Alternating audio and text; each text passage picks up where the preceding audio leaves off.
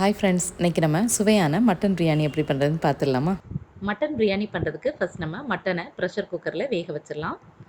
நான் அன்றைக்கி 1 கிலோ அளவு மட்டனை மீடியம் சைஸ் பீசஸாக கட் பண்ணிவிட்டு நல்லா வாஷ் பண்ணி குக்கரில் சேர்த்துருக்குறேன். இனி இதுக்கு கூடவே 1 டேபிள் ஸ்பூன் அளவு இஞ்சி பூண்டு பேஸ்ட் சேர்த்துடலாம். இஞ்சி பூண்டு பேஸ்ட் சேர்த்துட்டு இந்த மட்டன் வேகிற அளவுக்கு தேவையான தண்ணி சேர்த்துடலாம்.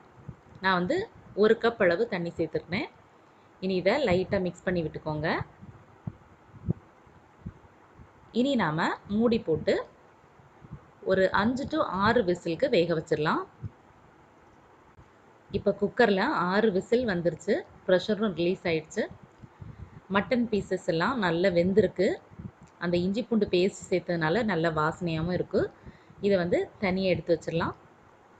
இனி நம்ம ரைஸை ஊற வச்சிடலாம். நான் இன்றைக்கி 3 கப் பாஸ்மதி ரைஸை நல்லா வாஷ் பண்ணிவிட்டு தண்ணியில் ஊற வச்சுருக்கிறேன். இனி நம்ம பிரியாணி பண்ண ஸ்டார்ட் பண்ணிடலாம். அதுக்கு ஒரு அகஞ்ச பாத்திரம் எடுத்துக்கோங்க.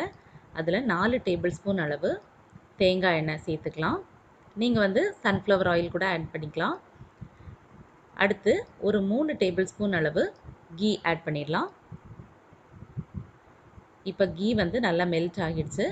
இதில் 2 நட்சத்திரப்பூ, 10 to 15 ஏலக்காய், ஒரு 10 கிராம்பு, அப்புறமா 2-3 பீஸ் பட்டை, இதெல்லாம் சேர்த்துடலாம். இப்போ இதெல்லாம் நல்லா பொரிஞ்சதும் 4 மீடியம் சைஸ் பெரிய வெங்காயத்தை நல்லா ஸ்லைஸாக கட் பண்ணி வச்சுருப்பேன், அதை சேர்த்து நல்லா வதக்கி விட்டுடலாம். இந்த வெங்காயம் வந்து நல்லா டிரான்ஸ்பேரண்ட் ஆகணும். ப்ரௌன் கலரில் ஆகிற வரைக்கும் நம்ம வந்து வதக்கி விட்டுடலாம். இதுக்கு கூடவே வந்து ஒரு ரம்ப இலையும் நான் கட் பண்ணி சேர்த்துக்கிறேன். உங்கள்கிட்ட ரம்ப இலை இல்லை அப்படின்னா விட்டுடலாம். இப்போ பாருங்கள், நம்மளோட வெங்காயம் வந்து நல்லா ப்ரௌன் கலரில் டிரான்ஸ்பேரண்ட் ஆகி வந்துருச்சு. இந்த டைமில் ஒரு 5 டேபிள் ஸ்பூன் அளவு இஞ்சி பூண்டு பேஸ்ட் சேர்த்துடலாம். இந்த இஞ்சி பூண்டு பேஸ்ட் வந்து நம்மளோட பிரியாணிக்கு நல்ல ஒரு ஃப்ளேவரும் டேஸ்ட்டும் கொடுக்கும். அதனால் கொஞ்சம் தாராளமாகவே சேர்த்துக்கோங்க. இனி இது பச்சை வாசனை போகிற வரைக்கும் நல்லா வதக்கி விட்டுடலாம். இப்போ இஞ்சி பூண்டு பேஸ்ட்டோட பச்சை வாசனை போனதுக்கப்புறமா ஒரு 6 பச்சை மிளகாவை நீள வாக்கில் கட் பண்ணி சேர்த்துக்கிறேன். நீங்கள் வந்து நீள மிளகாய் காரம் கம்மியாக இருக்கிற மிளகாய் யூஸ் பண்ணீங்க அப்படின்னா ஒரு 12 அளவு சேர்த்துக்கோங்க, கரெக்டாக இருக்கும். இது வந்து நல்ல காரமாக இருக்கும் அப்படிங்கிறதுனால நான் 6 தான் சேர்த்துருக்கிறேன் இன்றைக்கி. இப்போ இதை நல்லா வதக்கி விட்டுடலாம்.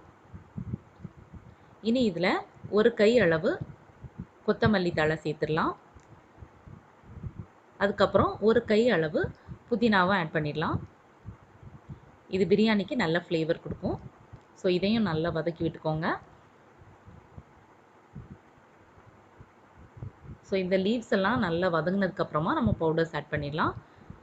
ஒரு 3/4 டீஸ்பூன் அளவுக்கு கரம் மசாலா, அரை டீஸ்பூன் அளவு மஞ்சள் தூள், 1.5 டேபிள் ஸ்பூன் அளவு மிளகாய் தூள், அப்புறம் 1.5 டேபிள் ஸ்பூன் அளவு மல்லித்தூள், இது எல்லாத்தையும் சேர்த்துட்டு பவுடர்ஸோட பச்சை வாசனை போகிற வரைக்கும் நல்லா வதக்கி விட்டுக்கலாம். இதெல்லாம் சேர்த்ததுக்கப்புறமா நம்மளோட பிரியாணி நல்ல கமகமன் வாசனை வீச ஆரம்பிச்சிரும். ஸோ இப்போ பவுடர்ஸோட பச்சை வாசனை போயிடுச்சு. ஒரு 3 பெரிய சைஸ் தக்காளியை வந்து பொடி பொடியாக கட் பண்ணி வச்சுருக்கேன், அதையும் ஆட் பண்ணிக்கலாம். ஒரு வாட்டி நல்லா கலந்து விட்டுக்கோங்க. கலந்துட்டு இந்த மாதிரி ஒரு லிட்டு போட்டு கொஞ்சம் நேரம் மூடி வச்சு வேக விடலாம். இப்போ பாருங்கள், நம்மளோட தக்காளி வந்து நல்லா மேஷ் ஆகிடுச்சு. இனி நாம் வேக வச்சு வச்சுருந்த மட்டன் இருக்குல்ல, அதில் அந்த மட்டன் பீசஸ் மட்டும் ஆட் பண்ணிடலாம். தண்ணி இப்போ சேர்க்க வேண்டாம்.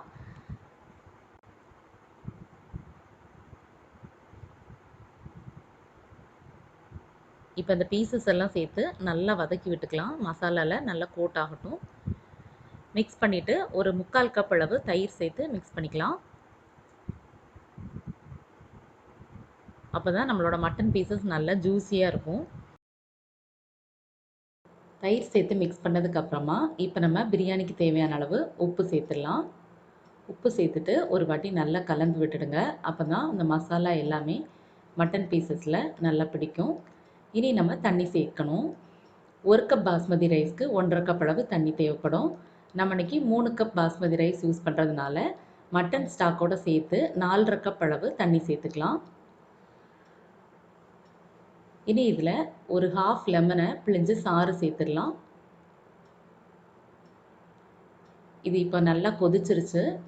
ஒரு வாட்டி நல்லா கலந்து விட்டுக்கோங்க. இனி இதில் நம்ம ஊற வச்சுருந்த ரைஸில் தண்ணியை ரிமூவ் பண்ணிவிட்டு ரைஸை மட்டும் ஆட் பண்ணிடலாம்.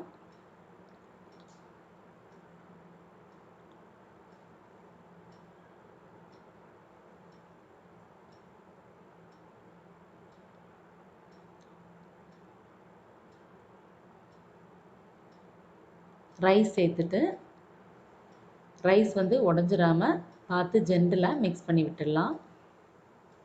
நல்லா மிக்ஸ் பண்ணிவிட்டு ஒரு லிட்டு போட்டு 10 மினிட்ஸ்க்கு ஹை ஃப்ளேமில் குக் பண்ணிக்கலாம்.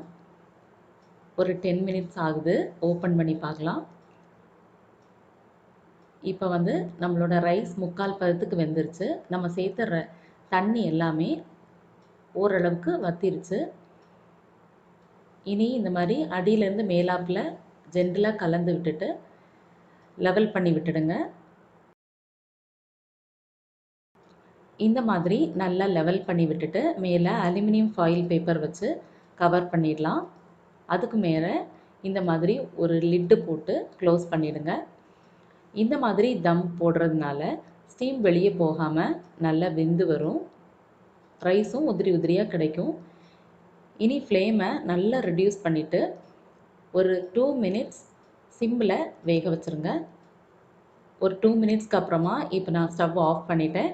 இனி ஒரு 20 to 30 மினிட்ஸ் அல்லது சர்வ் பண்ணுற வரைக்கும் இது அப்படியே அதே சூட்டில் இருக்கட்டும். இப்போ ஒரு 20 மினிட்ஸ்க்கு அப்புறமா ஓப்பன் பண்ணி பார்க்கலாம்.